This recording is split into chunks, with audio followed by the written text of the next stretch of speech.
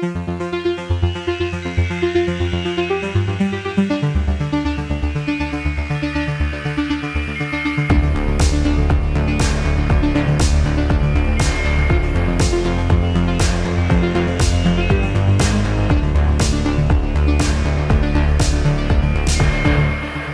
everybody, and welcome to a very special episode of Every Horror Movie on Netflix. I'm Patrick, and I'm here, as always, with my co-hosts, Allison with a Y. Hi, everyone. And Allison with an I. Hey, y'all.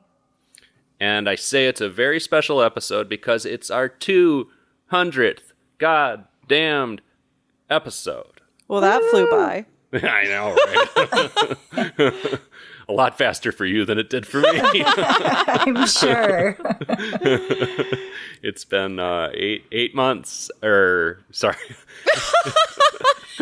It's been 8 years for me. We're just going to leave that in because it's funny to think that I've only been doing this for 8 months. It's been about 8 months for you guys, though. Yeah, That's about right, yeah. Yeah. getting close. So today, for this very special milestone, we are going to watch, review, and discuss a stone cold horror classic oldie, Alfred Hitchcock's 1960 film Psycho. And later in the show, we are going to get into some memories of the past 199 episodes and 8 years. We're going to reflect a little teeny bit, maybe not a ton, because there was a lot of reflection on Chris and Steven's departure episode just a few months ago. But we're also going to share some very special memories from y'all, the listeners. You told us about some of your favorite moments from the podcast and what it's meant to you over the years, which touched our hearts greatly. So we're going to share some of those and flash back to your favorite moments later in the episode. But before we get to that, again, we have a legendary horror film to dig into today. And because it's Psycho, I mean, like, one of the most iconic horror movies of all time, you know, like one of the biggest spoilers in the movie has been clipped out a bazillion times in different montages for the Oscars and whatever. So we're not going to have a spoiler break today. If you don't want spoilers for Psycho, turn off the fucking episode and go watch Psycho. What the hell are you doing with your It's life? on Netflix. There's no excuses. It's on Netflix. Exactly. So here's the quick synopsis, though. If you haven't seen it and also don't care, spoilers ahead. Psycho follows Marion Crane, played by Janet Leigh, a young woman who is desperate to pay off her boyfriend's debts and get away from her dead-end job. Marion steals a fat stack of cash from her boss and sets out to reunite with her boyfriend Sam, played by John Gavin. On her way there, Marion stops for the night at the mostly deserted Bates Motel. The motel's owner, Norman Bates, played by Anthony Perkins, seems kind enough at first, but he gets irate as Marion asks him questions about his domineering mother, who lives as a recluse in a house behind the motel. Norman's mother breaks into Marion's room and murders her as she showers. Marion's employer hires a private investigator named Arbogast to track down Marion and the money, but when he follows her trail to the motel, Mrs. Bates kills him as well. Sam and Marion's sister Lila, played by Vera Miles, team up to find out what happened to Marion and Arbogast. As they investigate the motel, Lila finds that Mrs. Bates is in fact a very decayed corpse in the basement. Norman killed his mother and her lover years earlier and has been impersonating her in an attempt to assuage his own guilt. Sam saves Lila from Norman at the last minute, and Norman is arrested as his mother personality fully takes control of his psyche. You know, I would argue that the corpse is more mummified than decayed.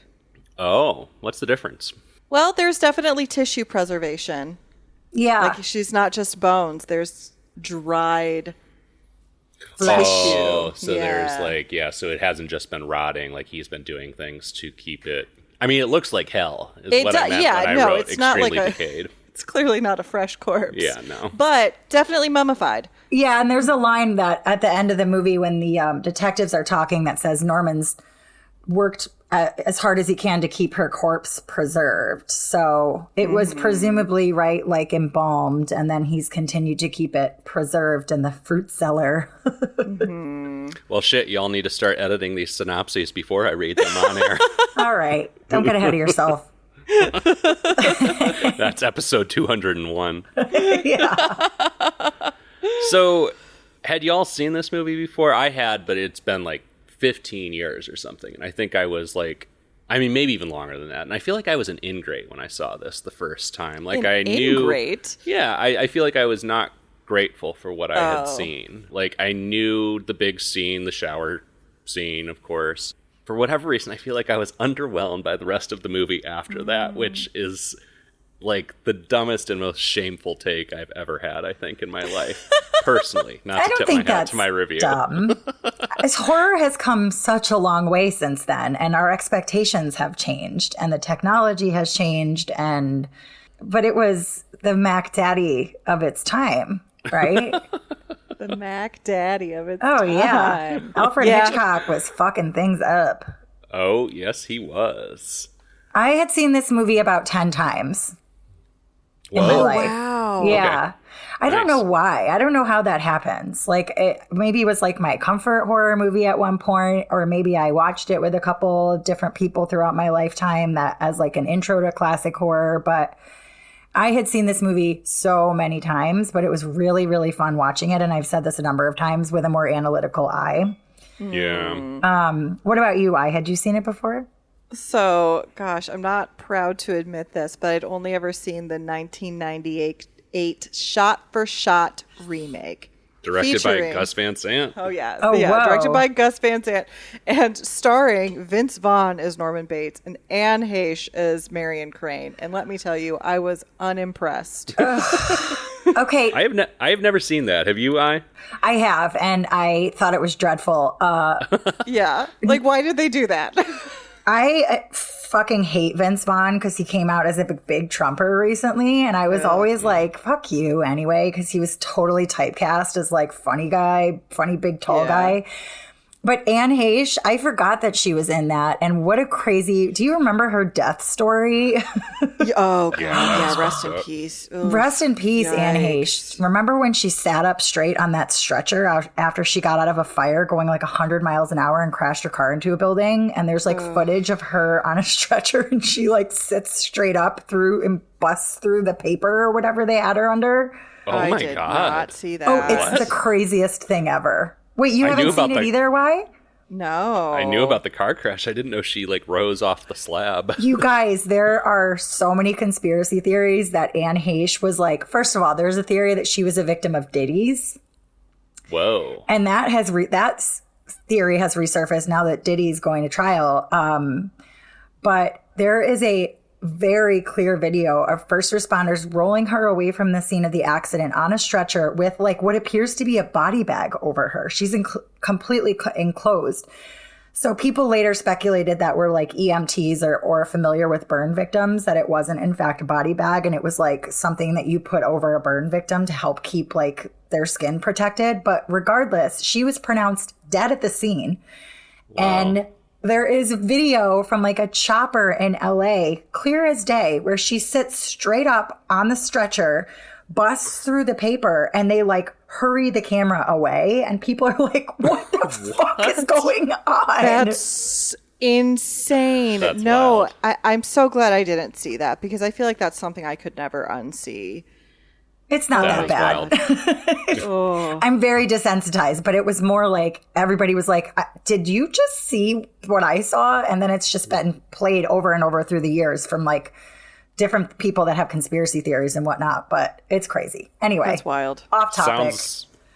Sounds like it was maybe scarier than 1998 Psycho. Yeah, no, like, Anne Heche, rest in peace, no shade, but tonally she was not right. Her and Vince Vaughn were not tonally correct for the remake at all. He in particular strikes me as such an odd choice. So what did that, what did you come to this movie with? What were your expectations coming to OG Psycho, having seen only the 98 remake? I really tried to not have too many expectations. Mm-hmm. I figured it was going to be better than the 1998 remake. There's no way it would be this much of a classic if it was the same or worse. Mm-hmm. So I was open to enjoying it. And I like plenty of older films. Some of my favorite films are classic films. So when you say that Vince Vaughn and Anne Heche weren't right for the role, what did you think of the original cast after having seen it second? I thought they were great. I really loved, like, I think that was from the introduction of these characters. I was like, oh yeah. Yeah. There was a lot of charisma. There were really interesting performances that lent so much to the tension of the film. And I thought both Janet Leigh and Anthony Perkins were just absolutely iconic in those roles. Agreed. I was most impressed by Janet Leigh this time around. Anthony Perkins' performance is so iconic, of course. Like, that is the character that he's known for.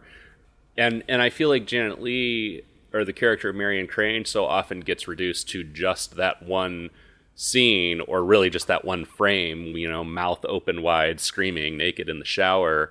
But especially for 1960, and you're still working with some fairly unnatural acting in this era, of course, but she's doing a lot, especially in those scenes where she's just in the car and it's an extreme close-up of her staring straight into the camera, and she's doing a lot. Yeah. I was actually really impressed by how much emotion and tension, like you said, and how much stress you get just out of her face just driving a car. Yeah. Yeah, after watching it, it's like offensive to me that her character is written off as just the victim, because I thought she put so much into that role. Like, I loved Marion. Me too. I was like, girl, you get it. Oh, me too. Get that money. Yeah, if this nasty old man comes up to you, hands you $40,000 and then treats you like a piece of meat, yeah, you take it and you run. Totally same. I like I said, watching this from a more analytical place, I had forgotten that Marion dies within the first 45 minutes of the movie. So the acting that Janet Leigh had to do in that short amount of time to make an impact was, like you said, Patrick, I mean, just with facial expressions alone on these close-up shots where she is largely in a car stressed the fuck out because there's a police officer following her and she's got to get a different car. And I was like, she absolutely killed it with the time that she had in this movie. But then this was my first watch where I was like, this is kind of a feminine forward movie. Like, these female actresses, these female roles are given a lot of empowerment and autonomy and power. And I was like, I love that. But I was like sitting there wondering, because I know like Alfred Hitchcock was kind of a piece of shit. Like, I don't know if that was his intention, and it's just what I'm reading into it now from a modern lens. And I kind of feel like Marion was set up to not be as sympathetic as I feel she actually is. She's this woman who is in a relationship with a broke, divorced man. They're not married, so like strike one against her. She's independent, probably strike two against her as well. Yeah. For the time. And, she steals some money. I argue it's not a bad thing because fuck that dude. Fuck that dude. Gross. Wasn't his money at that point, though. Well, he was paying for some other shit. He was buying his daughter a house. Yeah, I don't know, whatever. Semantics. But also, like, that man was talking about how, like, he doesn't even, he came about that money by nefarious means as well. That's right. He says that he doesn't, go by the books. Keeps it all under the table. Yeah, exactly. So I think she wasn't meant to be as sympathetic as I really found her to be. I don't know, because her sister, who actually was a pretty main character for the second half of the movie, she sort of stepped in and took Marion's place, was also very assertive. She also was very outspoken. So I would personally like to believe Alfred Hitchcock isn't alive or here to tell us what his intentions were. But I don't think that was an accident, that he made these women powerful. I don't know that he thought that it would be as well received in 1960 as it is in 2025. I'm sure that wasn't the case, that there was much more controversy around that type of female role. But the girls were fucking it up.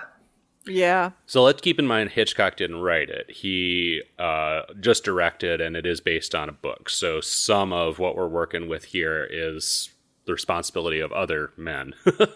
Okay. But I mean, your sense of these characters is still based a lot on performance, which is, of course, a collaboration between Hitchcock and the actors. And I agree that I'm not going to call it a feminist film or anything, but I was prepared for, the kind of typical dated misogyny that you get in movies of this age. And there is some misogyny in this, but for the most part, I think it's pretty clear that you are supposed to understand that the creepy guy being creepy to her in the beginning of the movie is creepy. Yeah. I don't think that's a matter of interpretation. I think that's pretty textual. And that actually surprised me. And I was also surprised by, even how much Lila gets to actually do shit at the end. Yeah. Sam saves her from Norman at the last minute, but she does a lot of investigating and she's brave. She's she's very much I'm doing this. I need to find my sister. She's not a passive player at all. Mm-hmm. And she's thorough. So often when I'm watching horror movies and I'm watching a character do investigative work, or they're working really quickly to try to evade someone but also get information, I'm like, no, don't do that. Don't go that way. No, do this instead. And I recalled every time she made a decision in those few tense moments where Sam was keeping Norman occupied so that Lila could go and search the house and look for Mrs. Bates. I was like, that's where I would have looked too. Yep, look in there. She was very she was very thorough, right? She noticed the spot in the depression in the bed where the body had been. She wasn't a flaky I'm gonna token, chick in the movie that investigates a noise outside or breaks a heel while she's running. She was wearing heels in that house, and I was like, girl, take those shoes off because you're loud. Right. Honestly, it's kind of surprising that she even gets to do the investigating in the first place. A movie of this era, I guess I would expect that the woman would go be the honey trap, keeping Norman busy while the guy, the man goes and investigates. Yeah. But even that was flipped, which struck me as, I guess a bit progressive, perhaps even subversive for the time. Absolutely. Yeah, agreed. This is also a wild movie for the time in that, I think you said something along these lines earlier briefly. But this is a wildly lurid, violent, sexy, or at least a lot of sexual content in the movie for 1960. And this takes place in a weird time when the production code is not quite over, but is starting to fall apart. And this was kind of, as I understand it, one of the movies that was kind of the first signs that okay, we can get away with a lot more than we could for decades before this. Janet Leigh is in a bra in her very first scene, and Sam's there with his shirt off, just they have clearly just fucked. Yeah, and then they make out some more. Yeah. Even the nudity in the shower scene is kind of wild for the time. I was very surprised. I saw some side boob. I saw some under boob. Mm-hmm. You know, it was very brief. It was a very brief flash, every time. But I was like, that's there? Right. Yeah. Well, that's also combined with kind of the, the famous thing about that scene is, it's always pointed to as kind of the prime example of Hitchcock's brilliance as a storyteller, because you think you're seeing so much more than you actually see. I've seen it a couple times now, and I still felt like I had seen a knife go into a body. You don't. And similarly, there is actually there's no nipples though, there's right. no ass crack. You don't really see what you think you're seeing. But this was another interesting thing I learned today, that censors were convinced that he had actually shown her, well, actually I think it's a body double, but whatever, that breasts, nipples were visible in that scene, and they went through it, and he's like, no. Oh my God. But regardless, a surprisingly explicit, lurid movie for 1960. Even for today, to some degree. I was kind of surprised how, just nasty and sort of seedy and violent and shocking it still feels 65 years later. Yeah. Might I say that Janet Leigh and John Gavin are such beautiful people? Like, Oh my God. her in a bra with her like 1960s type undergarments, which are so classic and just beautiful in their own way. I was like, you two are such babes. They were truly eye candy and great acting. I mean, and a lot of chemistry. He was a hottie. I don't know him from anything else, but he was a hottie. Total He was hottie.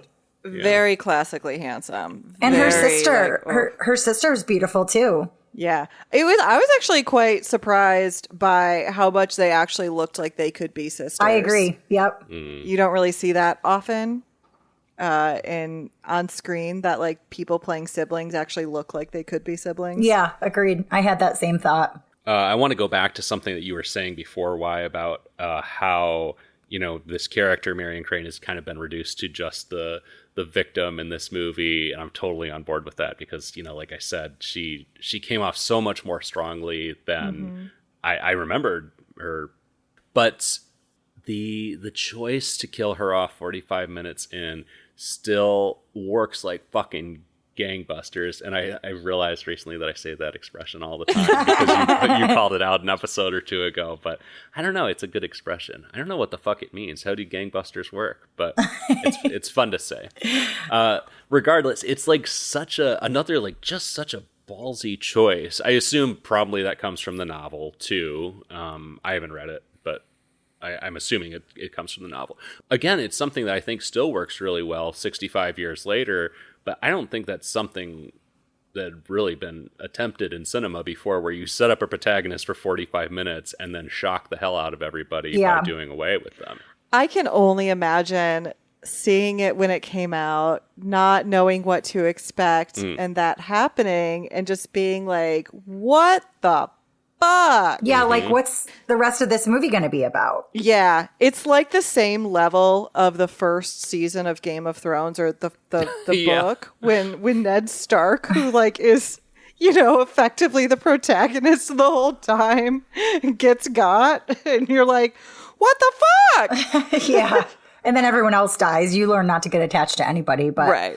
yeah, that alone was a huge twist, right? Like, and you see that used in modern horror now as kind of, I don't want to say a shtick or like a trope, but it is within the catalog of twists that you can do, not just in a horror film, but in film. So Hitchcock doing that in 1960 had to be pretty revolutionary. Yeah, absolutely. Yeah, I mean, like you said, not even in horror. I think it absolutely is a trope at this point. The Hurt Locker, which is a great fucking movie that I love, but it starts off with that. Guy Pearce, you're kind of led to think Guy Pearce is going to be a guy, and he gets blown up in the first 10 minutes or something like that. Spoilers. Yeah. I don't know why this just came to me, but Deep Blue Sea. I'm like, also Deep Blue Sea with Samuel L. Jackson. He's in that. He's in that movie for like 5 minutes. Totally not the same, but that just popped into my head. But also, yeah. But I mean, the trope is real, know? And I mean, there may be predecessors to it before Psycho, but I doubt that there's many, Right. Yeah. if any. Ballsy choice that holds up. Because then it's just like, what do? Where do we go from this point? And then you get this incredible scene of Norman cleaning up the crime scene. Yep. Which, okay, so now let's give Anthony Perkins his flowers. Oh, my holy shit. God. No dialogue. He plays that character perfectly because he is adorable and cutesy and fucking terrifying from one second to the next. There was one point it was like when Norman and Marion are just like chatting, and I was like, I'd be cooked. I would fall for it. I would fall for it. Like, I could fix him. He's like this handsome, but like doesn't know how cute he is. Like kind of awkward, charming, into taxidermy. Weird hobbies. Has some mommy issues. Mommy issues, but is like vulnerable and like sharing with her. Yeah, it's like my type. But then I would also like her see that little glimmer with that kind of like darkness and be like, oh no, I was too nice to this guy. and this might come back to haunt me. But what I really appreciated about that scene where they were sort of bonding over the sandwiches he had made was she was very fearless, right? So she was asking him, she was pushing. She was imploring him to go a little bit deeper about this stuff with his mother. She could see that it was getting him worked up a little bit, but she was still pushing. And that, for a woman in 1960, again, when I say it's, I think, a more female forward movie than probably a lot of the movies like it at or of its time, she was assertive. You know, she was like, let's get deeper into that. And she was pissing him off. So, like, I don't know. I give her props for that. But he played that scene perfectly, where he went from totally sharing with her vulnerably to kind of like, God, I have no one to talk to, and you seem like a safe person, to she would ask a question like just 2% deeper, and he would get a little bit more upset and a little bit more upset. And it was played perfectly with such nuance by him. Yeah, his ability to play this character with so much subtlety for most of his screen time was phenomenal. Like, watching it, I kind of felt sad that became his legacy. Yeah. Because I feel like he could have been capable of so much. Because he was clearly an incredible actor. He brought so much nuance to that role. Yeah. For most of the time, he didn't feel like a caricature. He felt so real. Yeah. Yeah, I think, you know, in an era where movies were still so talky a lot of the time, and, you know, scenes didn't really get room to breathe the way we're used to in our era, you know, that the murder cleanup scene is so incredible to me. There's no dialogue. It's just all him trying to figure out how to get away with this. And it's so chilling and so plausible the way the entire thing plays out.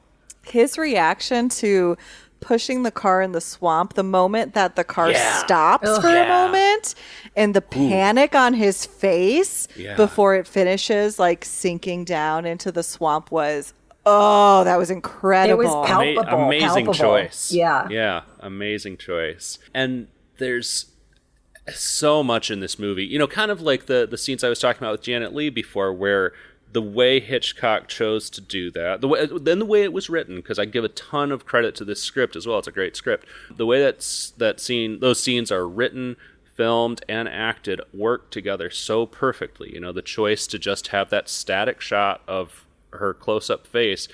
And it's the same with Perkins. You know, he has some incredible tics that Hitchcock and his cinematographer just exploit in such interesting ways. You know, when the private investigator shows up to, you know, sniff around the motel, and he's checking out the guest register, and, you know, Norman's trying to play it cool, and this is where we see him start to really unravel a bit for the first time. And there's this incredible kind of close-up shot from underneath Perkins as he leans over to look at the ledger, and he winds up kind of like his face is seen from below and sideways in the frame, and he has this incredible tic. He's eating candy. His character is eating candy all the time, and the way his jaw muscle works is great and a wonderful choice on his part. But then this shot also just gets his jaw muscle working in like extreme shadow, and it's such a stress-inducing image, and just like captures that element of his performance so perfectly. It's great. It is like the perfect example of his tension. Yes, that he's carrying this whole time. Or even like, I forget, I think it's when Lila and Sam first come to the motel and they're talking to him, and it's a shot that has all three of them in it, and Perkins's hand is the closest part of any of them to the camera, and he's tapping only his middle finger in this stressed out sort of way. And again, just perfect choice. It's not too close where it feels like our attention is being drawn to it too much, but it's a great choice he made, and then a great choice they made as far as how to shoot it. Like, it's just there. You get his anxiety. It's so good. I think this movie is a prime example of doing more with less, and really letting the acting and the script speak for itself. and work on their own because they're both so good. And I think this remains, it just reaffirmed it watching it again last night for the 11th time or whatever, however many times I've seen it. But it is truly one of the most iconic horror films because they didn't need a lot to make it really, really scary and really good and really tense. Yeah. Or like, I mean, fuck, you know, the shower scene has been dissected endlessly, but also Arbogast's killing is incredible too. Oh, that jump scare. Yeah, another weirdly abrupt death. Like, you know, this probably isn't going to go well for him, but you don't quite expect it to go how it goes, which is this weird overhead shot of quote unquote Mrs. Bates walking out to stab him. Brilliant choice because, of course, we still can't see Mrs. Bates, but we do get some of him falling downstairs seen from above. It's just great storytelling choices. Yeah. Yep. And we didn't have a lot of gore throughout the movie and didn't, frankly, need it. Like you said earlier, like there wasn't a shot of a knife entering a body, like stabbing a body, but it was so dreadful. They just didn't need it. Yeah, that scene feels violent still 65 years later without seeing stab wounds or, you know, entrails or whatever. It still works like gangbusters. Works like gangbusters. And I also thought that Marion's actual like death felt very realistic. You know, so many times when like somebody is killed in that way, they're, you know, it's very, very dramatic on camera. You know, and she just kind of slowly loses consciousness and passes out and falls over. And it's not like the stabbing is obviously dramatic, but then her death feels to me a lot more realistic and like. Yeah. And disturbing in that sense. Disturbing. Yeah. When she grabs the shower curtain and then just slumps over, it's like, fuck. Yes. And you get like the final movements of her eye, like looking at the money on the table in close up. Chills. Yeah, very disturbing. Like, again, like 1960, I don't know that you see someone's like life leave their body in that way on screen. Right. You know? I mean, you barely see that now. Yes. Yep. They go for shock over just the absolute disturbing nature of there is a moment you are here.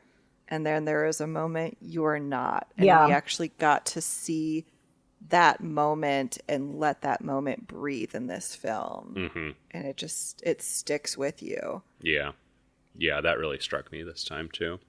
This really made me want to watch some more Hitchcock because I've watched, you know, most of the hits. Again, probably many years ago. I don't even know when was the last time I watched one of his movies. But a few are on Netflix right now. Rear Window and The Birds, I think, are both on right now. I mean, I've always had a great appreciation for him, but now I'm like, okay, I really need to dig in some more because, I mean, king of obvious statements here, but like, he's fucking great. Yeah. He knew what he was doing. Fun fact, I reviewed The Birds with... Oh, that's right. Were you there or was I taking your place? You were filling in for me. I was out for some reason. Yeah, I reviewed The Birds on a previous EHMON cast with Stephen and Chris. And I think that was the only other Hitchcock movie that I've seen. I just quickly looked through a list of his films, and obviously every one of them sounds familiar, but I can't genuinely say that I've seen any other, but I also have a bad memory. Patrick and I share that trait. But I liked this so much better than The Birds. The Birds was like, I'm glad I watched it. It's a classic. It's a must watch for every horror fan, every Hitchcock fan. But I thought, I mean, there's nothing better in his catalog, in my opinion, than Psycho. Yeah, The Birds is another one where I feel like I don't recall enjoying it when I watched it, but again, that was many years ago, and so for that reason, it's been something I've really been wanting to revisit since it's been on Netflix. Rear Window, banger, at least as I recall. I really want to rewatch that because I want to see if it's as much of a banger as I recall. Vertigo, banger. Rope, banger. And I'm blanking on what else I've seen of his, but those are the big ones. M for Murder, Dial M for Murder. Dial M for Murder. I don't think I've seen that. North by Northwest. Banger.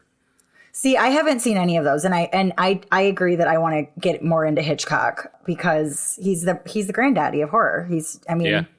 he's cited as probably the most, like, I don't know, muse of everybody. Yeah. Muse? Yeah. Yeah. I had only ever seen The Birds before this, and it absolutely scarred me because I saw it as a child.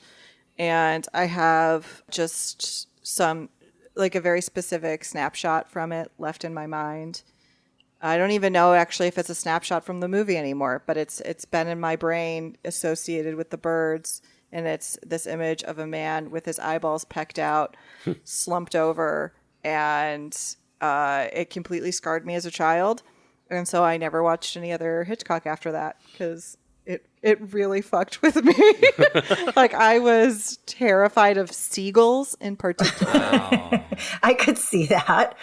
What I was thinking while I was watching Psycho was, does Hitchcock have a thing with birds? Because granted, the only other movie that I've seen of his is The Birds, but in Psycho, Norman has a very ongoing hobby of taxidermying birds. They show up everywhere throughout the film. Oh, yeah. Marion's last name is Crane.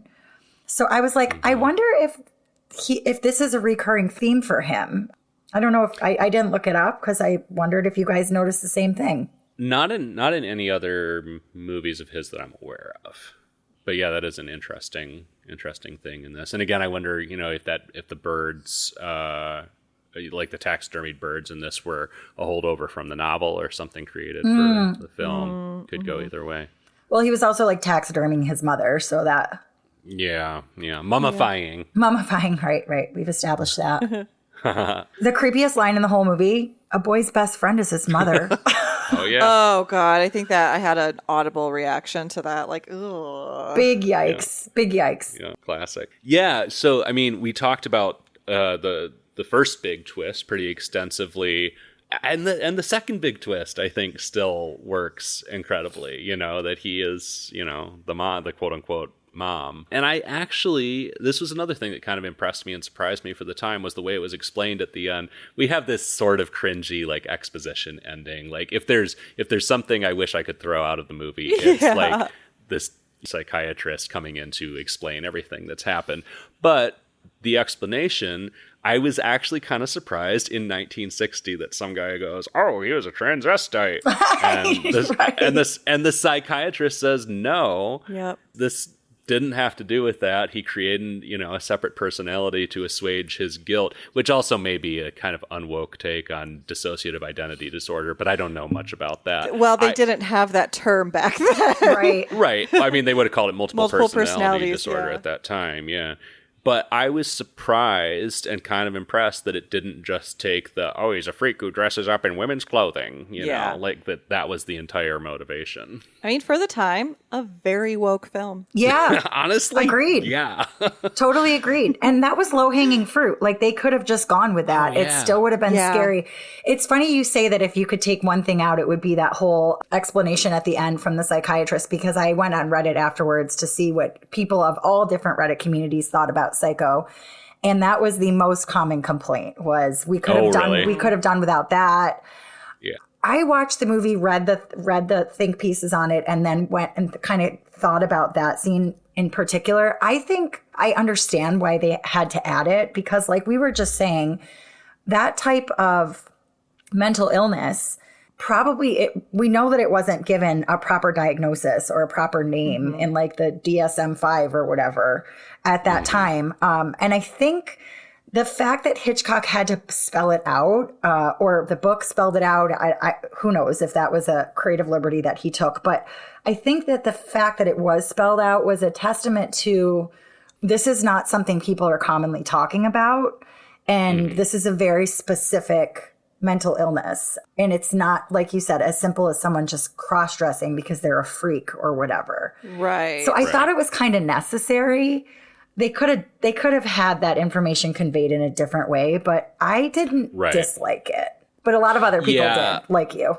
A lot of other people did. Yeah, I think it's helpful to include at least some of that information. It's just the way it's presented is very stagey, kind of presentational in the way that a lot of old movies were, which again, I can't really fault it for that, because so much of the rest of the movie does not take that tack at all in like kind of a surprising way. So, you know, fine, you can have your one scene where a character practically looks directly at the camera to tell you, well, this is why Norman did what he did.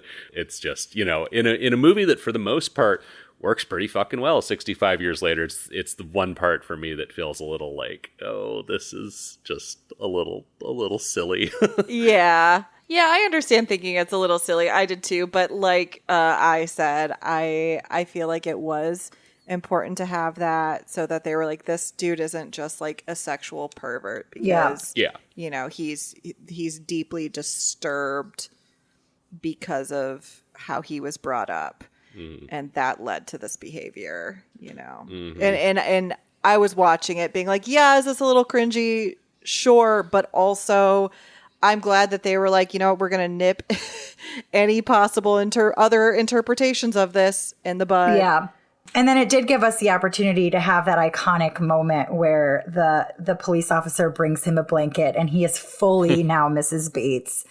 And that last shot of his face, and then they overlay her skull, her corpse, really quickly over his face, and it was terrifying.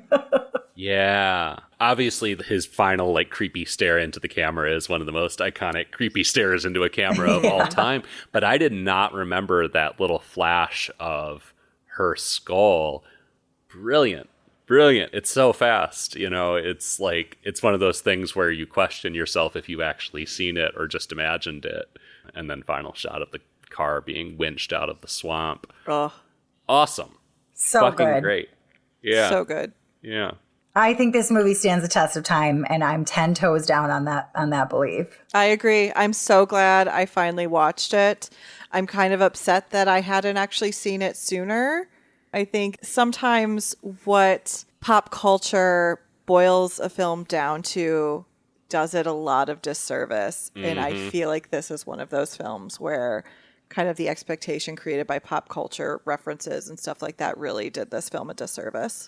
Well, and also it's like, I guess I'll yes and that to a certain degree. And I'm not sure if it does it a disservice. It just fixates so much on a single thing, which is awesome.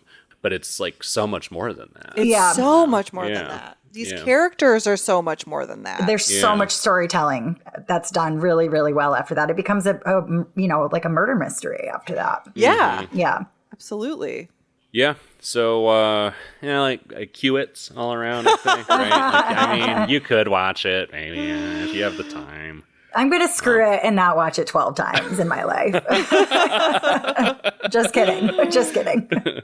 Yeah, I mean, should we do the thing? I feel like we've all been singing this movie's praises for the past however long, but we do have a thing to do, view it, cue it, or screw it.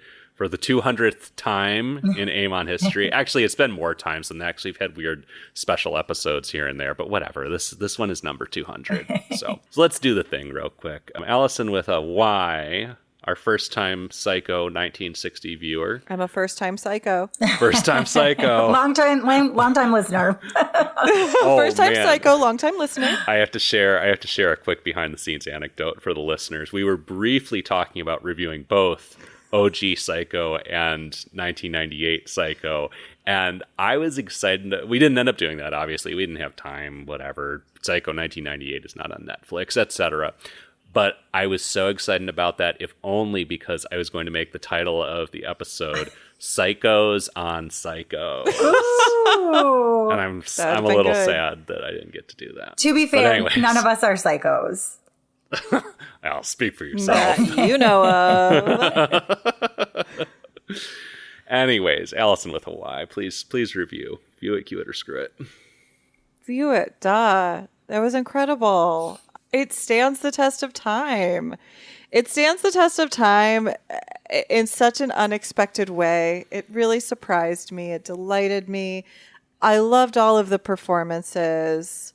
It was wholly unexpected for a film that I thought I knew without really seeing it. And like I said, I'd seen the 1998 remake, shot-for-shot remake.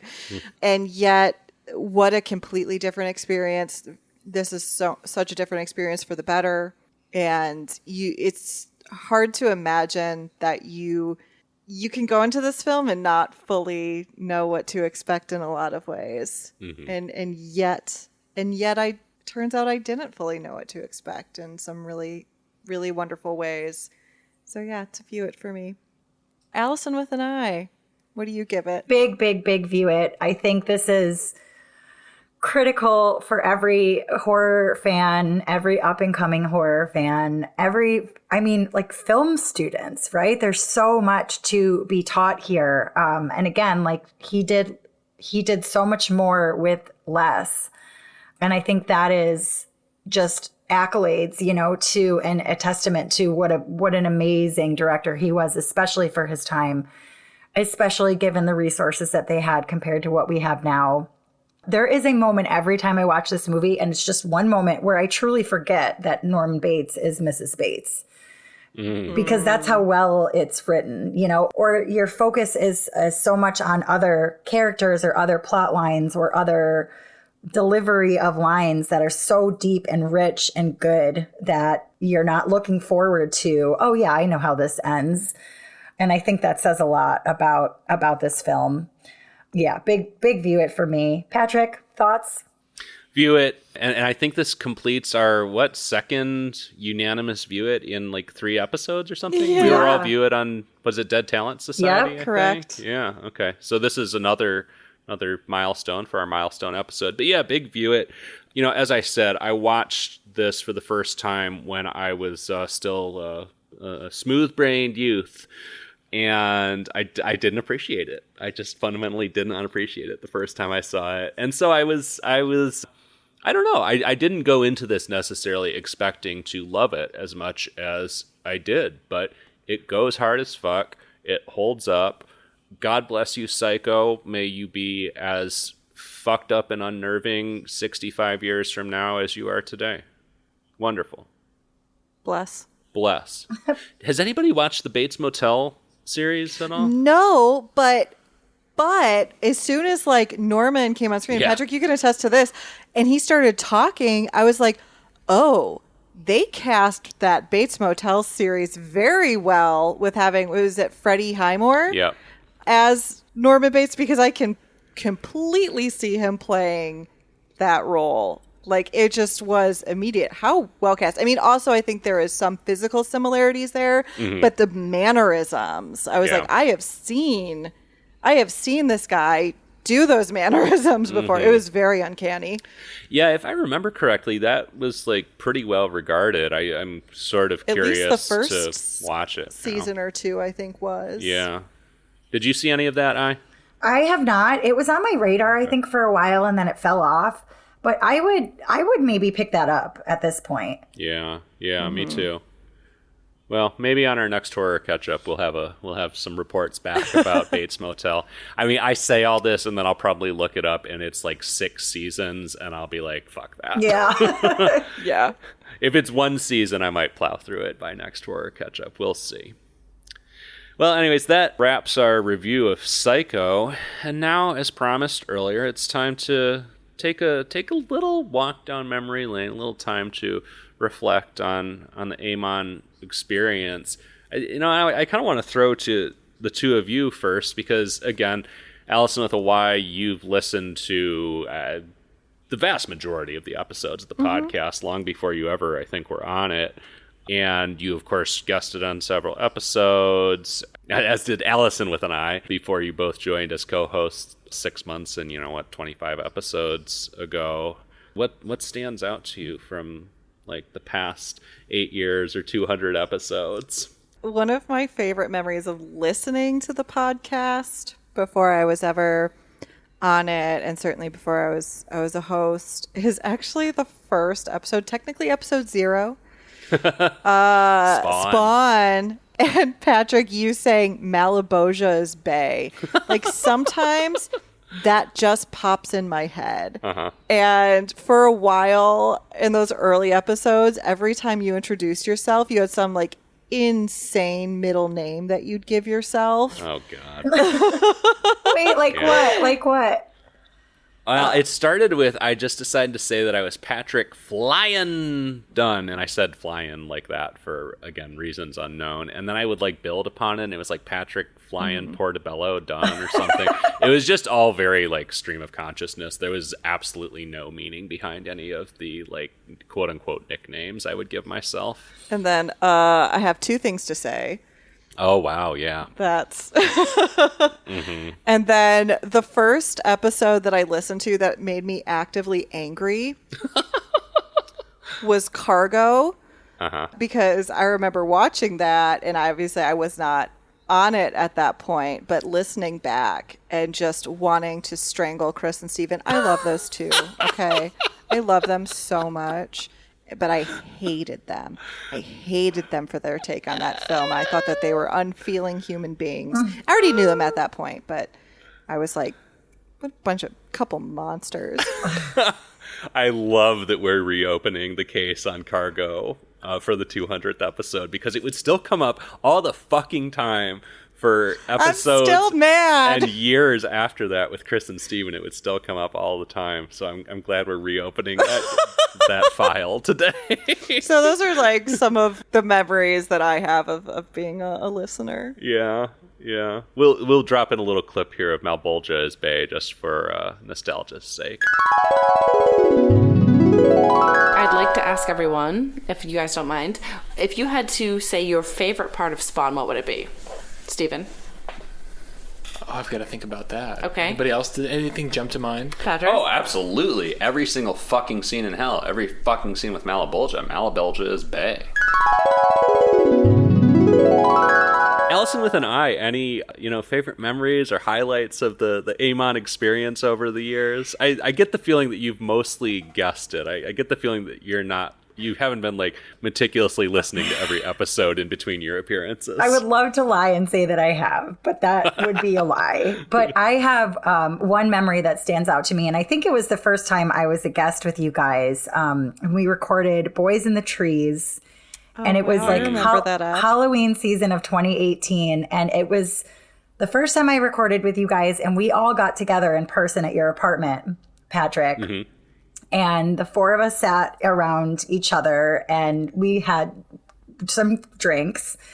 And we just had the most fun. On this podcast? No. We just had the most fun. And I remember being really nervous, but like little liquid courage, and you guys were so supportive and sweet, but we had the best time recording the episode. And I was like, I want to do this again, but there was a game that they played in that movie called Cocytus, which was which was basically like go around during like spooky season and do spooky season things. That's certainly I'm stripping it way down from what the movie did. But the four of us finished the episode and we were like, we got to play Cocytus, you guys, like in the next month, around the Halloween season. And like to this day, we still try to make Cocytus happen, and it just has never happened.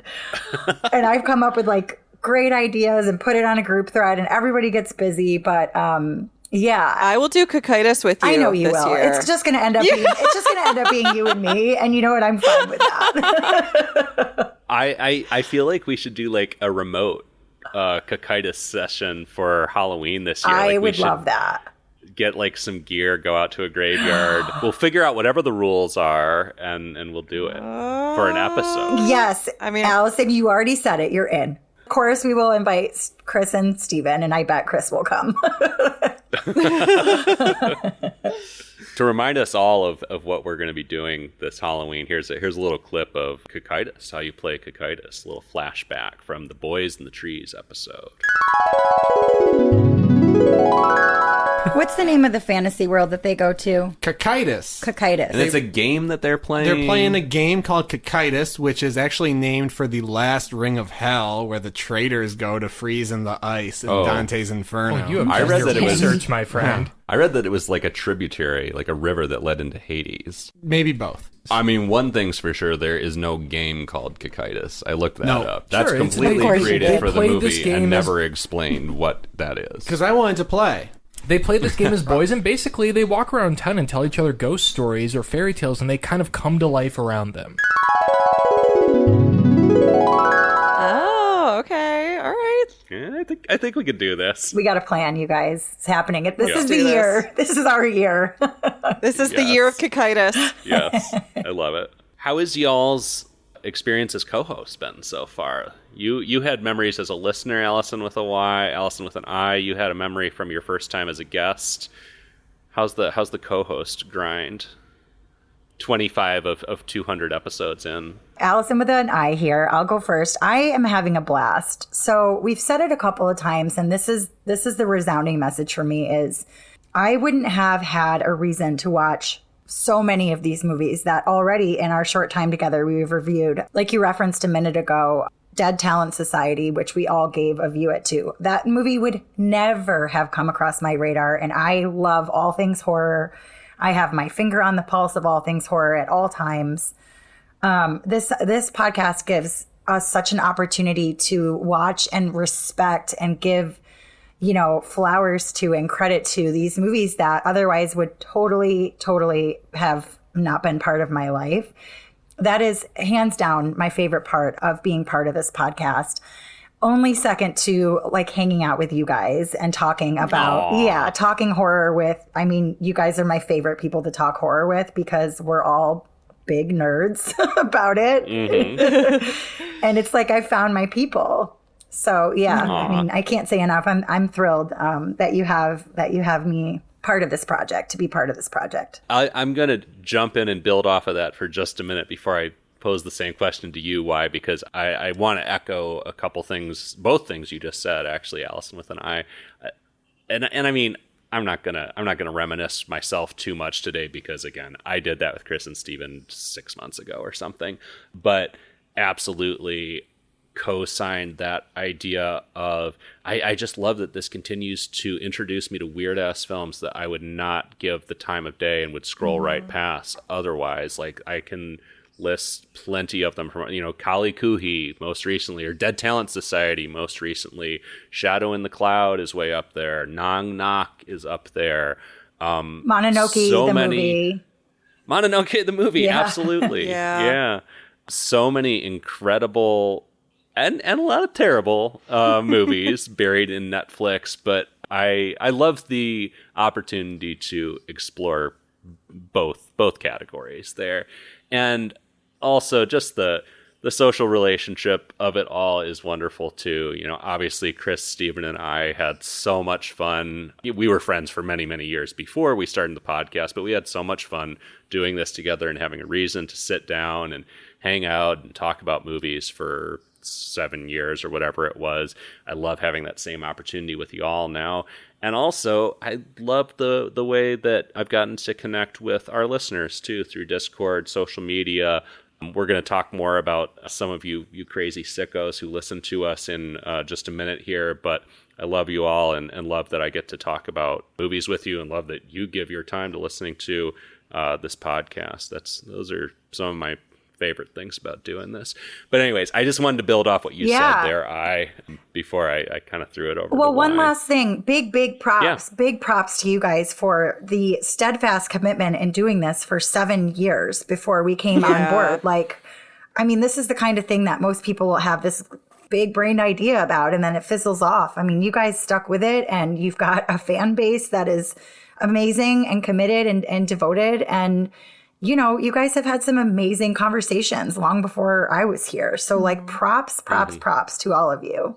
Well, and also amazing conversations. Sorry, we keep just, you and I keep just building off each other. One more thing. But also the incredible relationships. And I said this 6 months ago, but I just got to say it again. The incredible relationships that Chris and Steven and I got to build with a couple of people who were involved in making some of the movies that we watched will always blow my mind and be something that I am so grateful for. Our dear departed buddy, Neville Archambault, the star of 13 Cameras and 14 Cameras and the Block Island Sound, randomly discovered our podcast, reached out to us, I think, on Instagram, did a wonderful, very forthcoming, very open interview with us, and then was just our buddy. He would text us sometimes, and we would text him to participate in Dumb Bits, and he would send us a little voice recording to use on the podcast. Wonderful guy. Or we got to talk with the director of The Car Road to Revenge, which was one of the most educational experiences I've ever had in my fucking life, let alone on this show. Just an incredible exercise in empathy. And I'm so grateful for being able to do that through this show too. Anyways, Allison with a Y, how's the co-host life for you so far? Well, I've been loving it. Just getting to, sit down with both of you and talk about these films in a way where we don't always align with our views, but we're always empathetic and respectful of each other's experiences with the films. Feels really good. And I think we challenge each other in really good, healthy ways around the films too. And I like that. I think you have said this before in other episodes, but sometimes the conversation, the discussion actually helps solidify your feelings around the movies even more. And that's true for me. And from like the reviewing standpoint, it's helped me have more discernment, but also grace for films.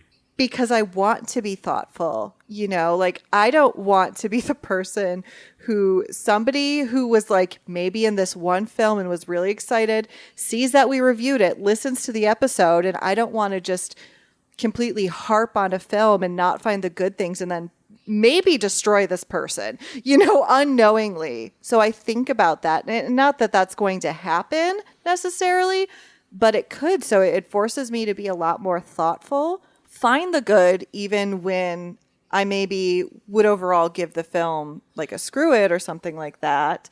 But it's been really nice to challenge myself to try and balance the discernment and the grace for these films. Yeah, and that brings me back to The Car Road to Revenge. Like, I ripped that movie a new asshole when we discussed it, and then the director emails, by his own admission, drunk one night and kind of upset after listening to our episode. What? Like he this is some tea. Keep going.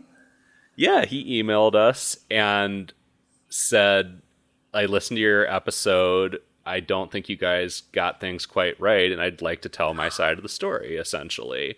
And so GJ Echternkamp, who is an award-winning filmmaker, like has also made a couple of films that were extremely acclaimed, came on our show. And, we had blamed him for a lot of the stuff that we didn't like about the movie. And he kind of gave us an incredible lesson in how studio politics fucked the movie. He was super enthusiastic about the opportunity to, make a sequel to this kind of iconic B movie. He had all these ideas for it, and it got fucking ruined. Whoa. And he dissected that in pretty impressive detail. And, that's something that I continue to think about when I watch movies, not just for this show, but any movie, just thinking about, if it's a bad movie, who's to blame? Yeah. Because it's not always who you think it is. And yeah, you just have to have that sense of grace that you were just talking about for the movies. Like, I think so often the instinct, because I came to this podcast from having been a professional film critic for several years, and my instinct, and I think a lot of film critics' instinct, is to go for that dunk when you see something bad, and just, it's like your writing prompt is be as shitty about this as you can, because it's going to be entertaining to read. And it is entertaining to read sometimes, or listen to.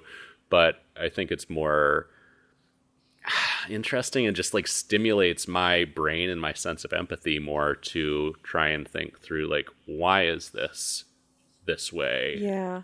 Were they trying to offend me? And you wouldn't have not. wouldn't have had that opportunity to give him, a space to set the record straight were it not for this podcast. So you thinned the veil between watcher and maker, which is so fucking cool.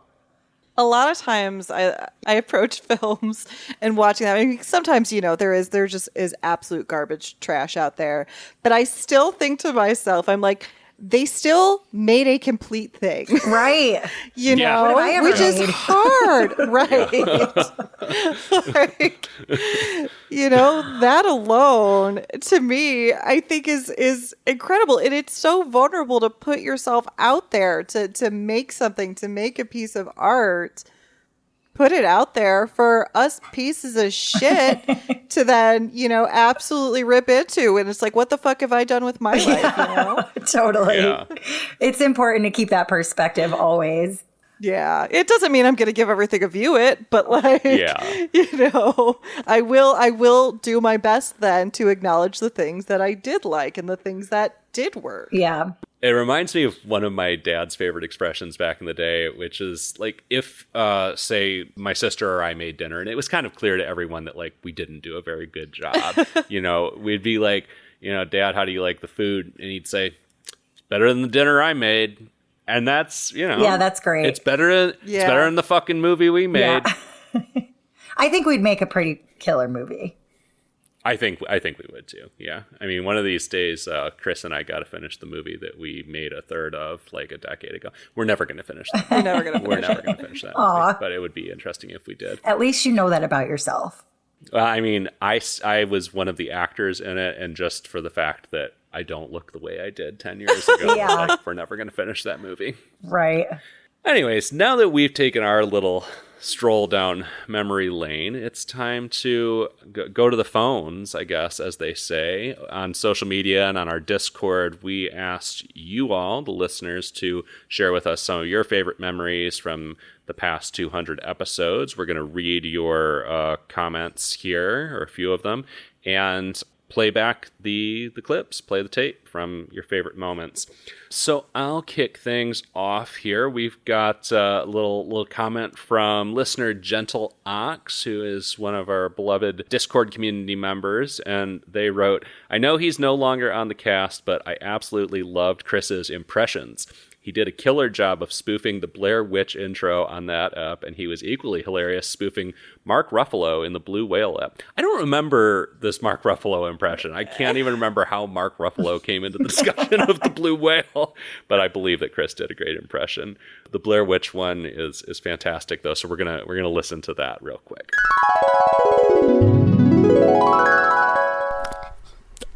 I just don't know what to do. This is all my fault. I said we should watch every horror movie on Netflix from A to Z. And 4 years later, we're on the movie. I don't even know where we are. We've watched so many bad movies. I'm so sorry to Patrick. I'm so sorry to Steven. I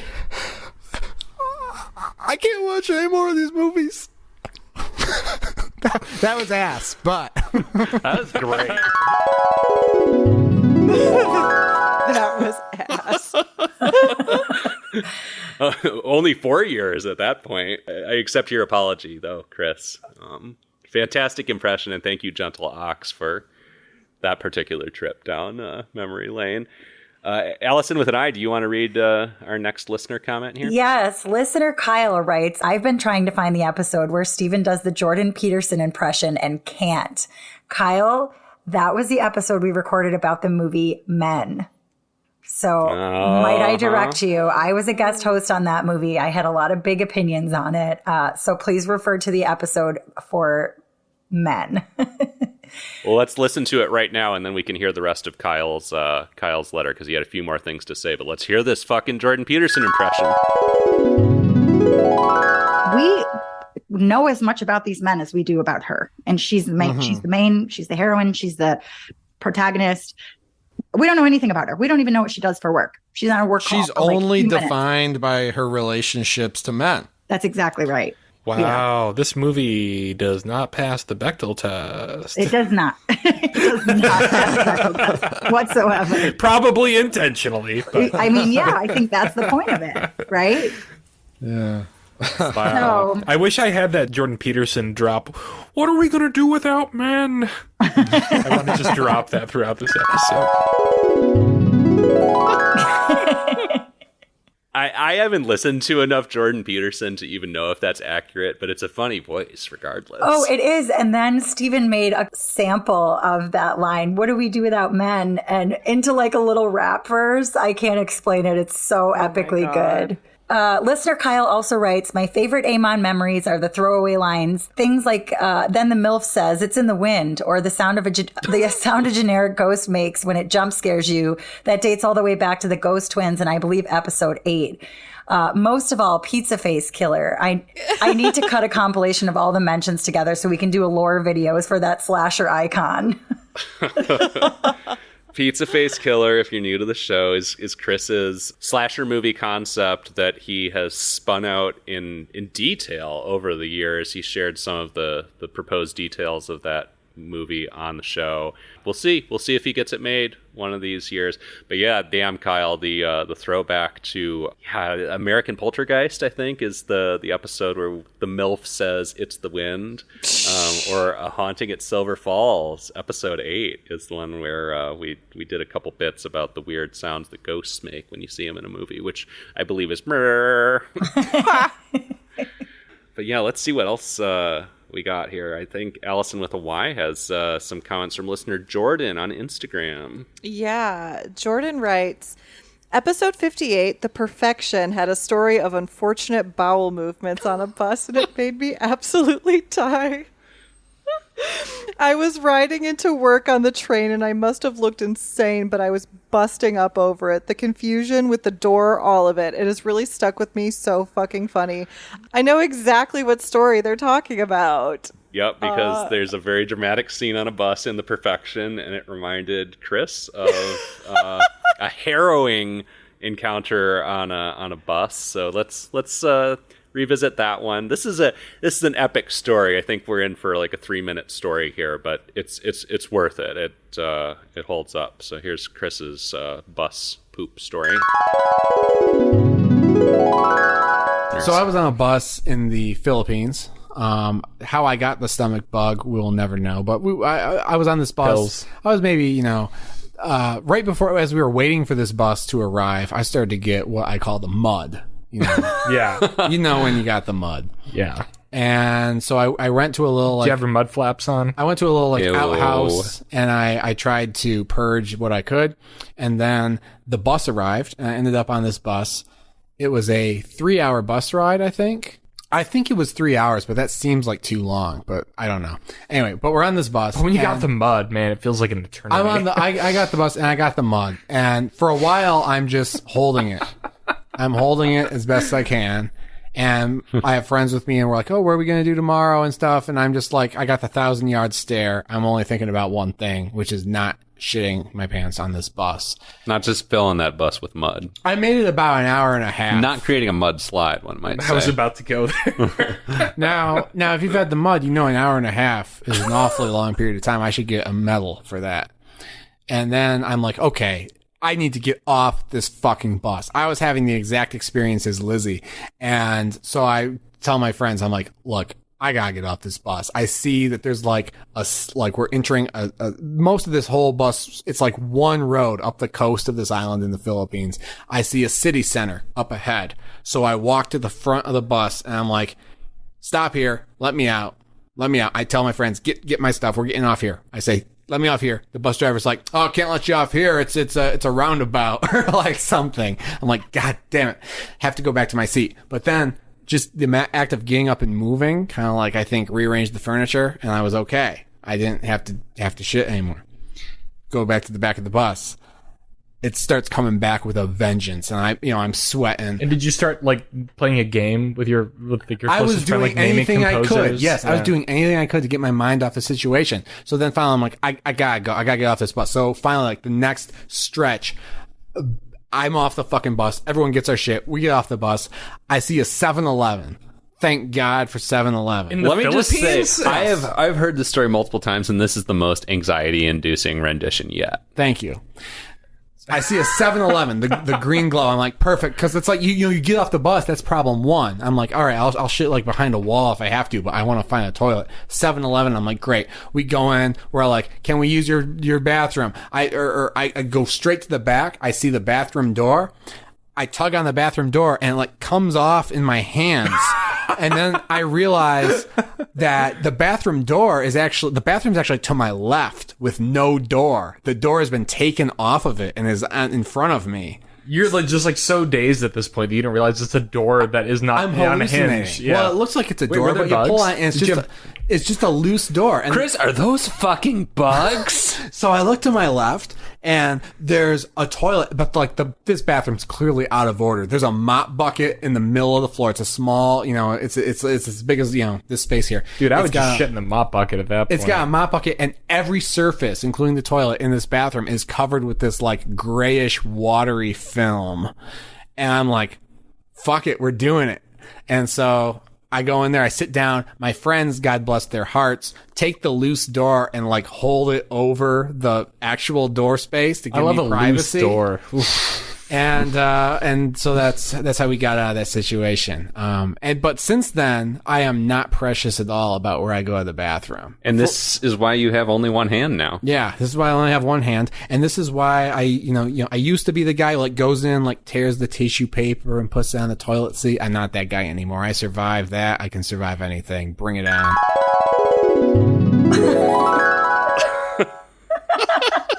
Wow. God, I've never heard that as story. horrifying as I remembered it. Yeah. Yeah. Woof. Ugh. So far, listeners, y'all have blessed us with impressions and shit stories. So for our final memory of today, we've got a banger. We got a roller coaster ride from our super fan Bree, who has been following us for a long time, is our super moderator on the Discord. Gave us the idea to start a Discord in the first place because we didn't know how the hell to do that. And she sent a really thoughtful message here. I'm going to read it in two parts because she sent it in two parts. We'll have a little clip in reference to one of her favorite moments in the middle here. But listener Bree writes, I was a different person in 2018 than I am now. I think most of us can say that. EHMON definitely can. I jumped in at episode 31, Beyond the Gates, simply because I was stuck visiting family and needed something to distract me. Absolutely wild that the very confused, very sad, very lonely girl that pressed play on that episode would still be around here 7 years and 179 episodes later. Mm. I'm still confused and sad, but for different reasons. And again, I think most of us can say that. I would not be exaggerating if I said that every episode of EHMON was a fond memory. Sure, episode 32 was Don't Kill It, and I actually watched that godforsaken film along with the guys. But episode 33 was Booth Noth, and it would also not be exaggerating to say that watching Booth Noth, something I never would have seen in a million years without this podcast, blew my goddamn mind. That episode proved to me that these guys were of similar make and model to me, and that this show and Mr. Bonku was something special. So here's where I'm going to interject and break this up, because Booth Noth, another one of those movies that, just like Brie, I never would have watched if not for this show, and I'm so glad I did. It's not fucking horror, but it's in the horror section. It's about a ghost, but there's nothing scary. Like, this is a Casper-level movie. It's an Indian movie. Bollywood, there's, of course, incredible dance numbers, musical numbers in it.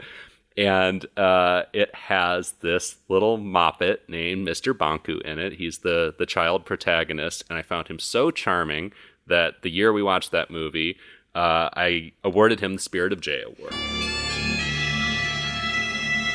Which, as we know, is the award for basically the character who, like, kind of a wild card character who makes a strong impression on you that year. So as a little reminder of how much I also enjoyed Mr. Bonku, here's our final clip for today, which is when I announced that pick in 2018. Still one of my favorite moments on the show. Patrick, I feel like you're at the plate. You're ready to pitch. Oh, dude, yeah, I'm ready, and I feel like I'm probably going to steal someone else's, and I apologize. God, I if hope that's you don't. The case. There can be a consensus. Yeah, there can be a that's true. consensus. But I mean, to me, all right, I'm going to say it. We can drop the sound cue right after. The Spirit of J, the person who best embodied the Spirit of J this year, was Mr. Bonku. Mr. Bonku. Oh, no one saw this coming. No. Okay, all right. Oh, man, I can't wait to see what you guys pick. Bonku. Oh, my God. I figured we were on the same page about this. I can't wait to see who you guys pick. What? All right. Bonku. For those who don't remember. I'm delighted that you guys are having this response. I would be less surprised if Jay himself came in the room right now. Oh, I wish. Oh my god. So all right. So explain. I feel like maybe we interpreted the Spirit of Jay Award differently. Yeah, you're gonna find that to be evident when I give my pick. To me, the Spirit of Jay Award is sort of the MVP. Who is the MVP? Who is the most memorable character? The character that you most want to see come back and do some more cool shit. You want to see Mr. Bonko come back? Hell yeah. Bonku was an adorable Muppet, dude. All right. So listen, you know this kid is fucking powerful as shit. He's magical. He's a fucking master of reality. If he made Steven want to have a son. It's true.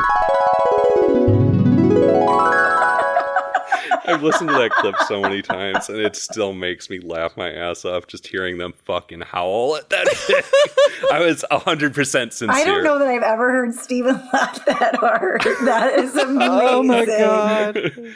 Steven and I used to call that when we would get into our car talk mode. Like, if you guys ever listen to Car Talk on NPR? Oh yeah. Like, fucking Click and Clack, the Tappet brothers just crack each other up so hard. And like certain episodes, Steven and I would get in that zone where we'd just be making the dumbest jokes and absolutely killing each other.